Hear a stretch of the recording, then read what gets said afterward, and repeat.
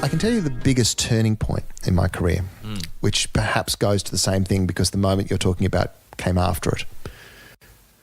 In 2002, our first child was born in the March, and Silverchair's diorama was released in that March.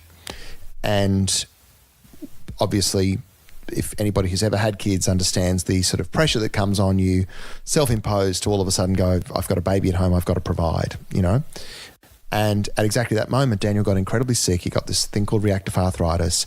He was unable to tour. He was unable to do promotion. All of our plans for that record were completely, like I literally spent day after day tearing down things that I'd spent 6 months building, or longer, 2 years building in some cases. And the phone had gone very, very quiet. All these people that used to like to have lunch and dinners, they somehow or other lost my number. Jet came along, and I was very keen to sign them and missed out. And I vividly recall getting that phone call and having to go out for dinner. It was on a Friday evening, and walking down the street towards where we were going for dinner and having the most powerful thought of, I am going to have to go back and work at Sony or at a record company, so I'm going to go and have to take a job working for someone else because I've got this, baby at home and Daniel can't tour and, we've got nothing else. Like Paul had a career, but it wasn't enough to sustain a whole business. And that was a real out-of-body moment. And then fortunately, Silverchair then went on to clean up at the ARIAs near the end of that year. The album bulleted back up the charts, went on to sell a couple 100,000 more copies. The tour was hugely successful. We signed Missy.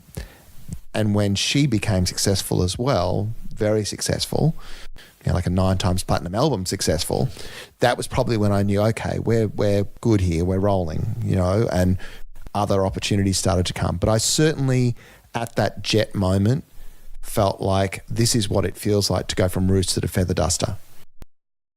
And I remember every person that was a friend in that period. And, I don't blame the people that weren't friends, but I remember the people that were friends. And I think that's a real valuable thing in life. And, for anybody that wants a little bit of advice on how to conduct these things, when people are having success, everyone's all over them. And that's nice. And, if your friend's having success, you should say congratulations. But you might want to think about when your friend's actually not having success, being there for them in those moments, because A, that's when they need it, and B, if they're a good person, they'll remember it later.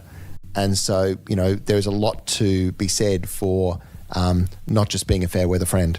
And so I think that's probably the most transformative moment for me. That moment of I built my whole business around one client. That client had got really, really sick and there was nothing going on. It was absolutely becalmed. And this next big thing comes along and I miss out on it to younger managers. And it was, it was definitely a moment where I realised I have got too many eggs in every respect in that barrel.